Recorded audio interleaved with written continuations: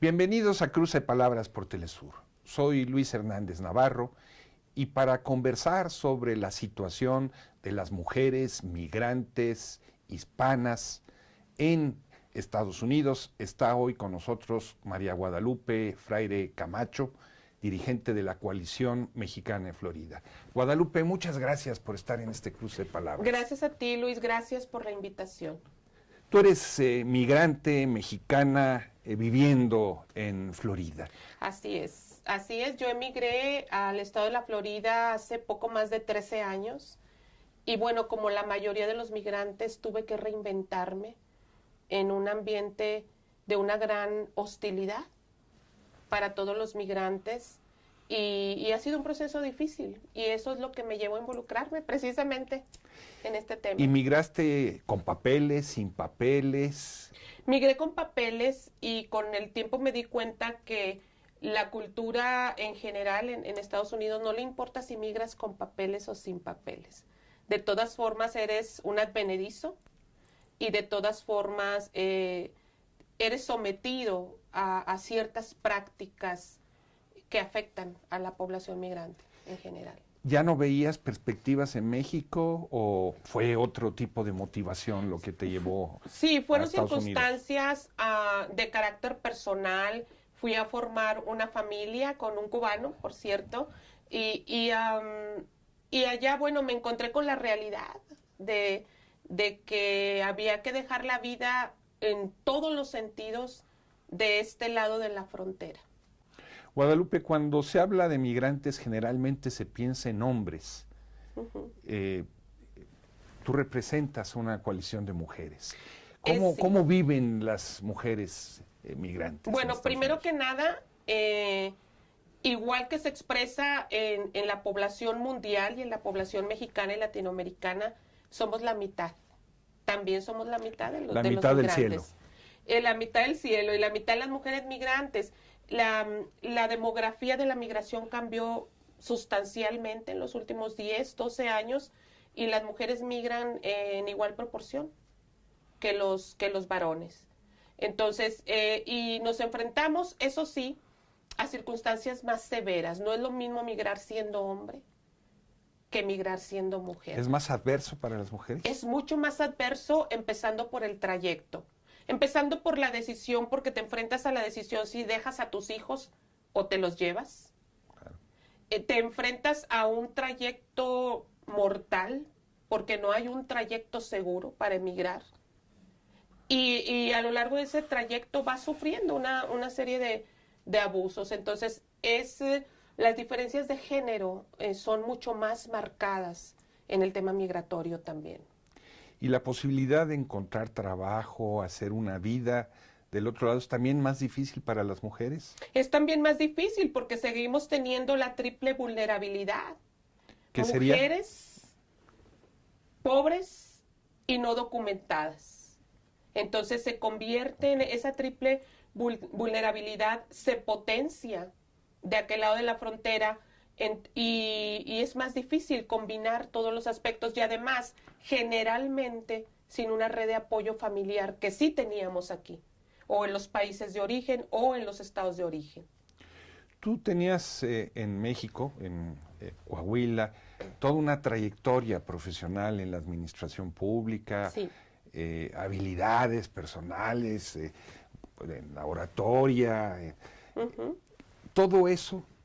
¿Qué sucede con ello cuando llegas a Estados Unidos? Bueno, hay que asumir que tus créditos universitarios no tienen el valor que tú esperabas, que vas a tener que volver a estudiar mucho y volver a pasar muchos exámenes, casi empezar de cero, escoger probablemente otra profesión para optimizar el tiempo.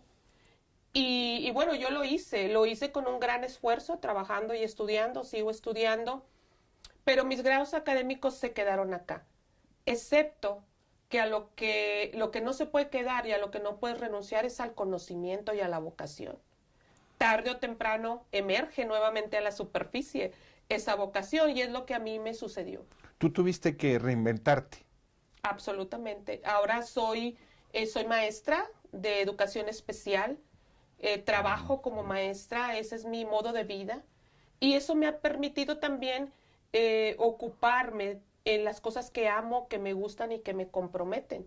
Teniendo una estabilidad laboral, puedo dedicar el resto del tiempo a servir a la comunidad. En Estados Unidos las escuelas tienen una relación muy estrecha con la comunidad. La comunidad tiene mucha injerencia en el manejo de las escuelas.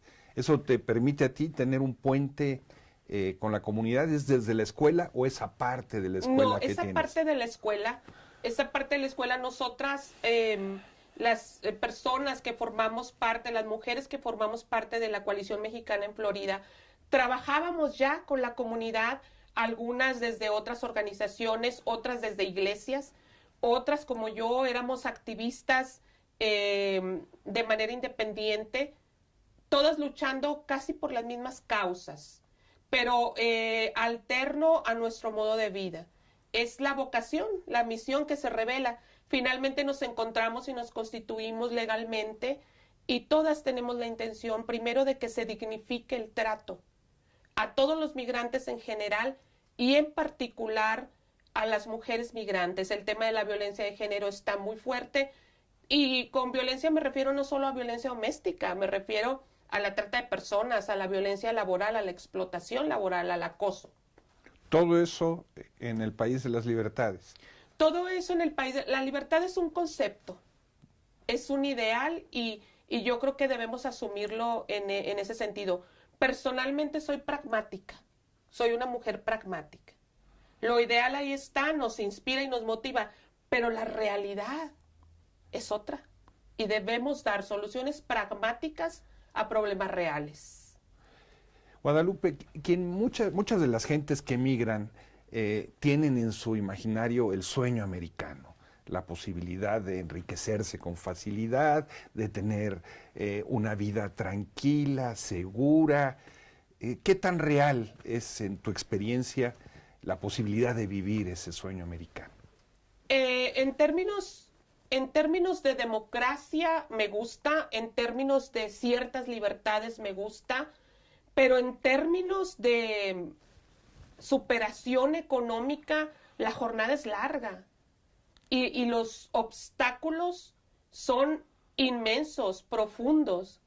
Y bueno, recientemente, y lo digo abiertamente, lo he manifestado abiertamente, con la llegada del presidente Trump a la presidencia, todo eso surgió a la superficie. Es como si hubiera una licencia para el racismo. Es como si se hubiera hecho oficial el racismo. Y entonces todo ese tema de las libertades civiles empezó a golpearnos mucho más duro también a la comunidad hispana. Incluso para ellos, hablo para ellos, los anglos, no hay diferencia entre los hispanos y los mexicanos, ¿no? En general, a todos o nos llaman mexicanos o a todos nos llaman hispanos, porque hay un desconocimiento profundo, primero de la aportación que hacemos en términos económicos, sociales, culturales, y después del propio concepto cultural de Latinoamérica y de quiénes somos. Acabas de mencionar una palabra muy importante, discriminación. ¿Existe la discriminación en ese país aparentemente de las igualdades? Existe en términos jurídicos, como existe aquí en el artículo 4, ahí existe en la enmienda 14 de la Constitución. Pero la igualdad jurídica no genera por sí misma la igualdad social. No genera por sí misma. Somos los seres humanos quienes no debemos renunciar a exigir o a ejercer las leyes. Entonces parece que vemos las leyes o las constituciones como algo con vida propia. No tienen vida propia. La vida, las instituciones y los países se la damos los seres humanos. ¿Cómo se expresa esa discriminación? ¿En las escuelas, en las tiendas, en la calle? Yo creo que está pasando mucho y ha sido noticia internacional. Por ejemplo, en el uso del idioma. Los hispanos hablamos español. Vivimos en español. Y es frecuente que personas nativas de allí, que nativos también es otro concepto inexistente, te cuestionen de por qué estás hablando español, de que si estás allá debes hablar inglés. Yo diría que los que somos bilingües tenemos una superventaja, porque somos ciudadanos de un mundo complejo. Si queremos vivir en la globalidad y ese país es el más global que existe, deberíamos poder hablar diversos idiomas. Tú llegaste ya sabiendo hablar inglés. No, yo lo aprendí. Ahí lo tuviste que aprender. Yo lo tuve que aprender para poder estudiar, para poder tener una vida laboral, porque sí, tiene que ser, la vida laboral es en inglés. Yo lo aprendí allá, pero pasé por procesos complicados. Pasé por procesos complicados siendo legal, entre comillas. Entonces, lo que viven las personas que no tienen documentos, que no tienen estudios previos, que incluso hablan su lenguaje materno todavía, su lengua originaria, Tzotzil, Setzal, Tojolabal, Maya, Quiché, etcétera, es mucho más complejo y profundo. Por eso es que quienes sí tenemos la posibilidad de hablar, debemos hacerlo, sin miedo. ¿Qué tan amplia es esa comunidad de indocumentados? Bueno, las cifras están entre 10 y 13 millones. La realidad es que deben ser mucho más porque el miedo a ser deportado pues les impide participar en los censos de población y vivienda, por ejemplo. Entonces, es una comunidad de más de 11 millones de mexicanos, 30 millones si ya hay hijos descendientes. En la Florida específicamente se habla de entre 300,000 a 1,000,000 de mexicanos, nada más. Esa es la amplitud. Somos una comunidad potente que podemos inclinar la balanza en términos político-electorales, nada más que hay que saberlo y hay que difundirlo. Y hay que crear las condiciones y hay que acercar a las personas a los mecanismos de participación ciudadana. ¿Te parece, Guadalupe, si vamos a una pequeña pausa? Correcto. Amigos, amigas, no se vayan. Volvemos en muy breves instantes.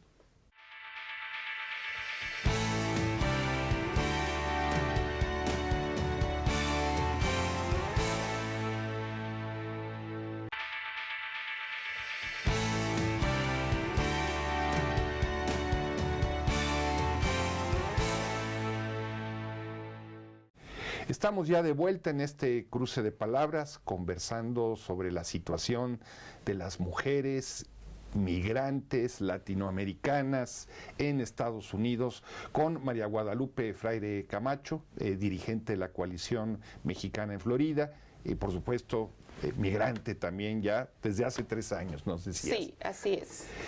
Esa migración, Guadalupe, latina en el área de la Florida, es muy diversa en el sentido de que por un lado hay gente que tiene mucho dinero, ¿no?, que ha salido por razones políticas, con divergencias con gobiernos progresistas o Cuba, etcétera, etcétera.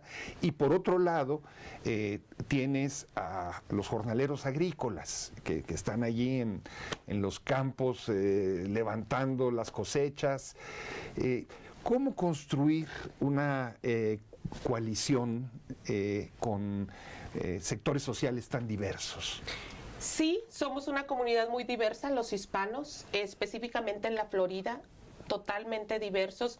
Nosotros nos estamos enfocando en trabajar con la comunidad mexicana e hispana continental, latinoamericana. La migración actualmente, Honduras, Nicaragua, El Salvador, Ecuador, Panamá, todos esos grupos que llegan allá, que rápido se integran a la comunidad mexicana. Y sí, la migración cubana, la migración venezolana, incluso colombiana, argentina, es diferente a la migración latinoamericana. Nosotros nos enfocamos en la migración latinoamericana, que somos la mayoría los que llegamos sin privilegios migratorios, porque llegamos sin privilegios migratorios y así permanecemos, que son los que van a trabajar a los campos y a la construcción también, y al tema de los servicios. Las mujeres migrantes trabajan en los campos, trabajan en la construcción, trabajan en todos los servicios como son hoteles, restaurantes, trabajan limpiando casas también. Y recientemente vimos que una gran cantidad de hispanos, hombres y mujeres, trabajaron en la primera línea de luchar contra la pandemia. como enfermeros, como trabajadores sanitarios en general. Trabajadores sanitarios en general, simplemente los trabajadores de limpieza, los trabajadores del área médica y simplemente los jornaleros, porque sí hubo y sigue habiendo, me parece a mí, un desabasto alimentario derivado de la pandemia porque centros de trabajo dejaron de producir, pero los de nosotros, nuestros trabajadores, los mexicanos y las mexicanas, nunca dejaron de trabajar. ¿Y muchos de ellos fallecieron, Guadalupe? Sí, muchos, y ese es uno de los temas ejes, me parece cruciales, el acceso a la salud. Solamente el 44% de las mujeres mexicanas que trabajan en la Florida, solamente el 44% tuvo acceso a servicios de salud. Lo que las organizaciones hacemos es ir hasta donde están, a los campos, pactar con otras organizaciones para llevar las vacunas y otros servicios médicos. Ese es parte del trabajo que es un trabajo civil de apoyo a las comunidades migrantes. ¿Y la persecución migratoria es muy fuerte ahí en la Florida en contra de quien no tiene papeles para trabajar? Es fuerte, no es tanto como en el estado de Texas o Texas, no es. O sea, hay estados tradicionalmente racistas, ultraconservadores, que ven la migración como una amenaza nacional. Y hay otras zonas, como en el área de la Florida, que aún con un gobernador republicano, la sociedad funciona diferente y la sociedad tiende a rebasar al propio gobernante en términos de asimilación de la cultura o de las culturas. Entonces no se ve mucho, pero la ley ahí está y la ley se tiene que aplicar y las agencias encargadas de aplicar la ley lo hacen. Y los sistemas sofisticados de verificación de la identidad lo hacen también informáticamente. Guadalupe, ¿qué sientes tú cuando un expresidente como Donald Trump dice que los mexicanos son violadores o en la prensa se presenta a los migrantes mexicanos como forajidos, que van a robarse los trabajos, que van a delinquir? ¿Qué sensación te provoca eso? Yo tengo, y también lo he expresado abiertamente, y quiero además decir que se está escuchando para volver a ser presidente en los Estados Unidos. Yo tengo dos lecturas: o es profundamente ignorante, cosa que yo dudaría, o es una pose, un discurso político que sabía que le iba a producir votos, porque el racismo, el sentimiento antimigrante estaba bajo la superficie y lo que él hizo fue sacarlo por encima de la superficie y ganó. Eso indica qué piensa la sociedad respecto a los migrantes, la sociedad que votó por él, incluidos muchos latinoamericanos. Entonces esas son dos lecturas: o es profundamente ignorante del latinoamericanismo, de la demografía migrante, o es profundamente perverso, que sabía que ese discurso le iba a redituar electoralmente. ¿Qué pasaría en Estados Unidos si, como en aquella célebre película, un día los migrantes dejaran de trabajar, los migrantes hispanos? Bueno, se han hecho ya algunos ejercicios sociales de esa naturaleza. Yo creo que colapsa la economía. Yo creo que por eso ahora el presidente Biden y algunas legisladoras republicanas están dentro de las propuestas migratorias, incluyendo a los trabajadores esenciales, que son los trabajadores de la agricultura, los trabajadores de la medicina, etcétera, que la mayoría, muchos son migrantes en el tema de la agricultura. Los quieren incluir en la reforma migratoria, porque saben que si no se establece ya una reforma migratoria protegiendo a los trabajadores esenciales, puede colapsar la economía. ¿Y ves alguna viabilidad a esa reforma migratoria, más allá de las declaraciones tan de cara a las elecciones de Estados Unidos? Biden y los demócratas no tienen todo consigo para el triunfo. ¿Hay posibilidades de que esa reforma avance? Políticamente no la veo a corto plazo. Yo creo que en el caso de los demócratas, ellos saben claramente que no van a conseguir los votos y también lo usan. Estamos en vísperas de la elección de congresistas, etcétera. Y en el caso de los republicanos también saben. Entonces, ambos postulan sus propuestas mediáticamente, pero no pasa de ahí. Entonces, lo que está sucediendo y va a seguir sucediendo son las acciones ejecutivas, como lo de los Dreamers. Pero yo me inclinaría, por ejemplo, a una acción ejecutiva en el tema de los trabajadores migratorios, como el TPS que le acaban recientemente de otorgar a la comunidad migrante venezolana. Eso a mí me parece simplemente inconcebible, que nosotros como mexicanas, no tengamos un estatus de protección temporal. Simplemente me parece inconcebible. ¿Cómo te lo explicas? No tengo una explicación. Yo diría, somos el socio comercial más importante, compartimos la frontera, tenemos una relación, sí, de amor y de odio que va y viene de acuerdo al gobernante en turno, pero que es una relación irrenunciable, que nos conviene a todos mantener en armonía, y somos un país que no tiene privilegios migratorios, no tiene para mí ningún sentido. Negociamos un tratado comercial desde la década de los 80 y no se nos ocurrió plantear la mano de obra dentro del tratado comercial, ahora NAFTA, y seguimos ahí, en ese limbo. Eso no tiene sentido en este siglo. Como mujer, tú nos decías, la situación es más difícil, pero tú tienes tu experiencia de vida también en México. ¿Es muy distinta la calidad de vida que se puede tener en Estados Unidos a la de México? ¿Cómo la compararías? No, yo creo que a lo mejor económicamente puede ser un poco mejor, de manera que somos un país que casi vive de las remesas, eso es otra realidad. Casi 50,000 millones de dólares. De puras remesas que se incrementaron durante la pandemia. Eso habla de quiénes somos los mexicanos en el exterior. Pero en temas de género es igual. La violencia de género es transversal, cruza todas las fronteras, el estatus social, económico, las profesiones, incluso las edades. Lo que una mujer vive aquí y peligra, también tiene ese peligro allá. Porque emigramos, pero emigramos con nuestra cultura, con nuestra forma de ser hombres y mujeres, con nuestra forma de interactuar. Eso es complicado. Lo que sí debemos dejar claro, y la comisión, la Coalición Mexicana en Florida nos hemos empeñado, es que sepan que migramos, pero los derechos son irrenunciables. Migramos con derechos. Hay instrumentos jurídicos internacionales que nos protegen. Y en Estados Unidos, específicamente, hay instrumentos jurídicos que protegen a las mujeres migrantes mexicanas, independientemente del estatus legal. Ningún ser humano es ilegal. Ningún ser humano es ilegal. Y todos los seres humanos tenemos derechos. Los derechos son esenciales.